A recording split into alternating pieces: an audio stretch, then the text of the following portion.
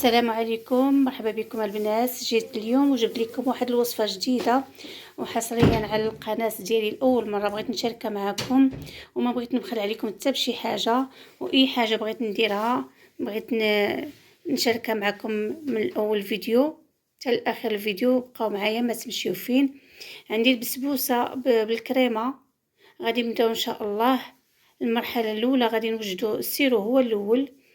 غادي ناخذ كاس نتاع الماء عادي من الروبيني، وكاس نتاع السكر حبيبات، ونص حامضه، وغادي نديرهم على نار هادئه متوسطه، وغادي نديروهم يغلاو شويه ونرجع لكم.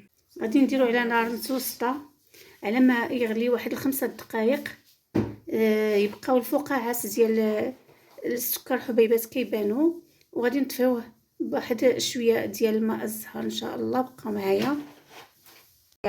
قشور ليمونه محكوكه لي زيست مع رشه ديال الملحه و3 ديال البيضات. بسم الله.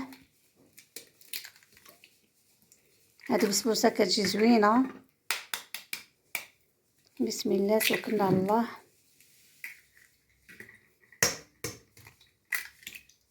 وغادي نخلطوا ان شاء الله هاد البسبوسه مع كاس ديال الزيت ما عامرش، وجوج كيسان ديال السميده الرقيقه، سميده ديال الحرشه، وكاس ديال السكر سنيده حبيبات.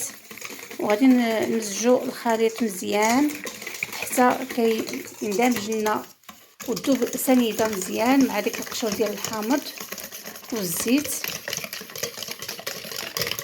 واحد الياغورت طبيعي وجوج خمارات وشاسيه ديال الزا. غادي نضيفو الزيت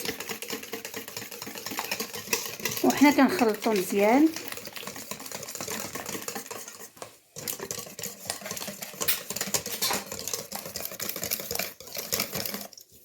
غادي نضيفو الياغورت الطبيعي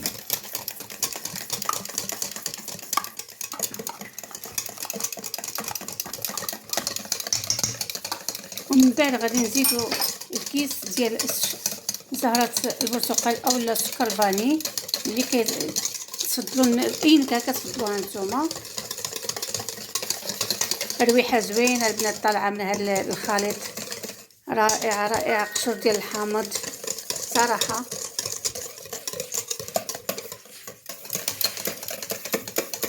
غادي نضيفو السميده كاس بكاس وحنا كنخلطوا هاد البسبوسه. كتجي زوينه البنات، صدقوني الا جربتوها غادي تولي معتمده عندكم.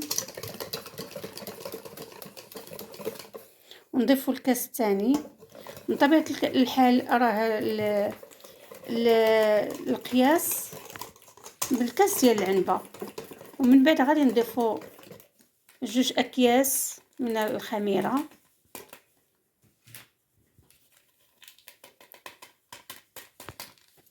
وحنا كنخلطوا.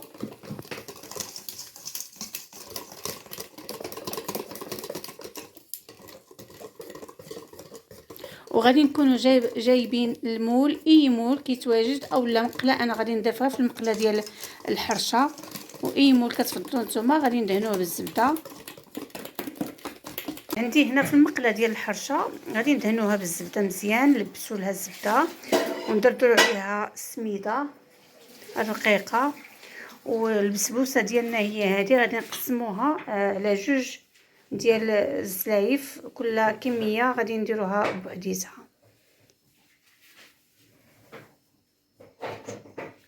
بسم الله.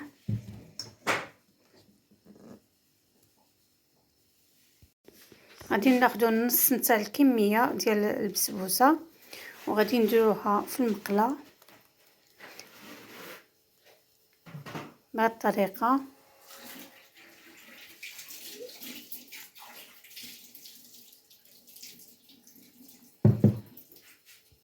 هكا كنسرحوا حنايا داك البسبوسه ديالنا على الجناب ديال المقله مزيان، وكنديروها في واحد وكنديروها في الفران طيب نص طيبه، ونرجع لكم باش نوريكم الطريقه ديال الكريمه ديال البسبوسه. بقاو معايا.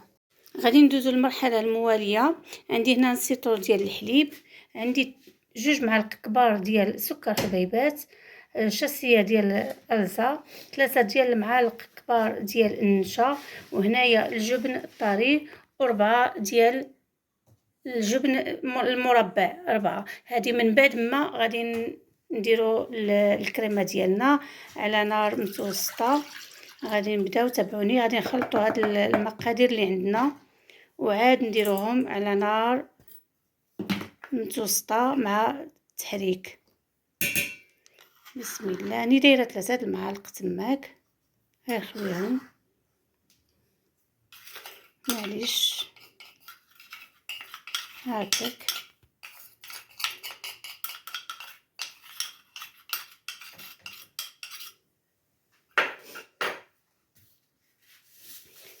نزيدو الزا، نزيدو السكر سنيده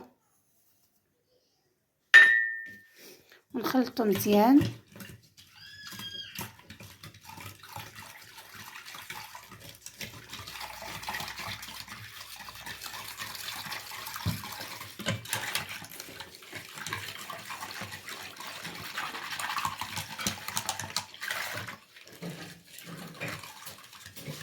وغادي نوضعوهم على نار متوسطه، ومن بعد نرجع لكم.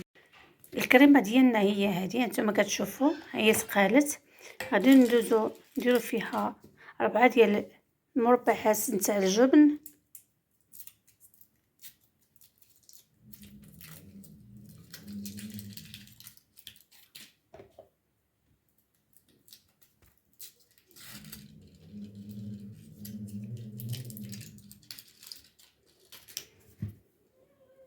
وغادي نضيفو الجبن مسوس،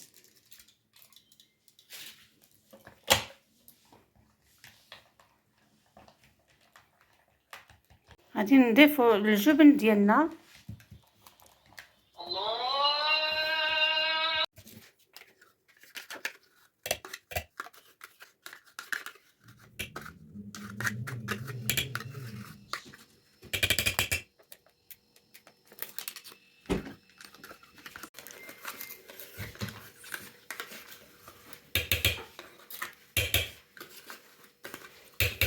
البسبوسه ديالنا خرجناها من الفران،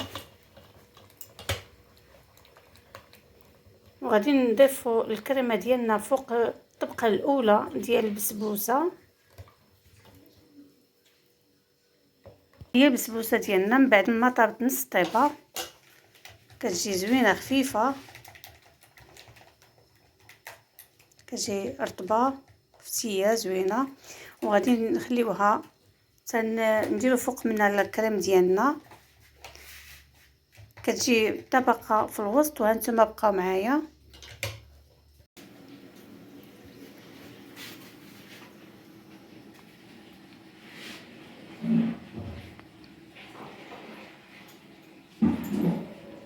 الا بقاو الجبن باين راه غادي توصل للنار او للفران، وغادي يذوب داك الجبن، ما غاديش يبقى باين.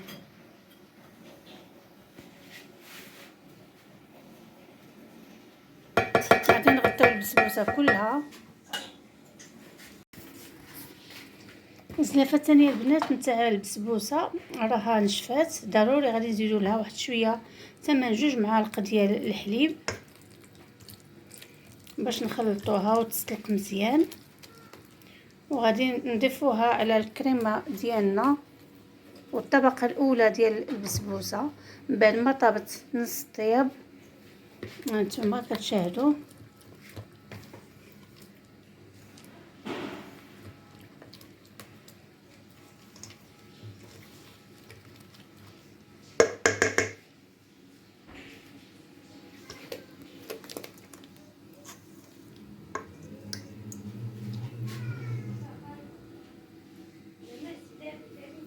غادي نضيفوا الطبقه الثانيه.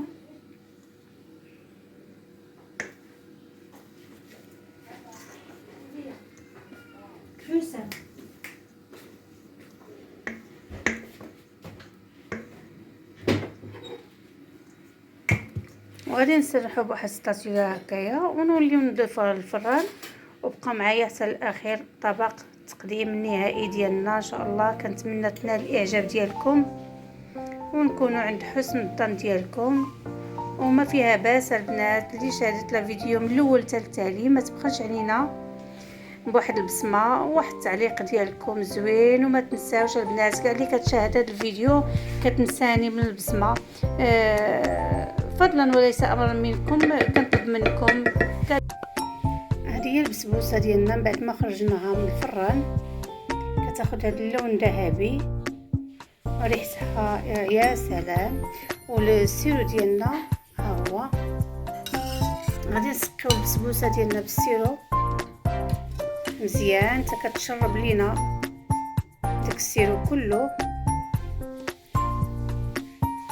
الله على ريحه الحامض صراحه رائحه غزاله. كنضيفوا هذا السيرو كله على البسبوسه حتى كتشرب مزيان. وكنزينوها حنا. التزيين كيبقى اختياري ماشي اجباري.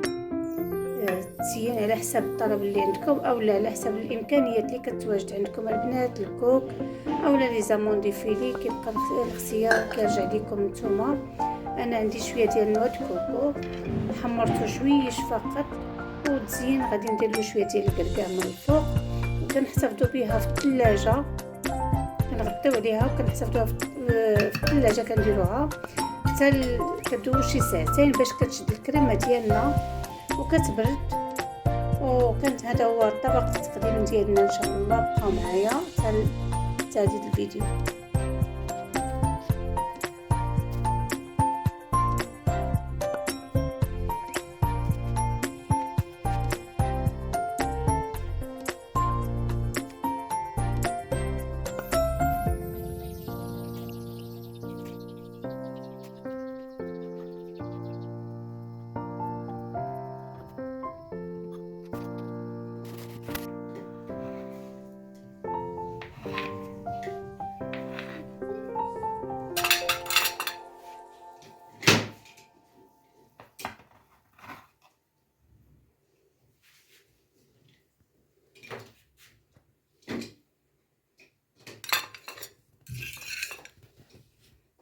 كما كتشاهدوا البنات كتجي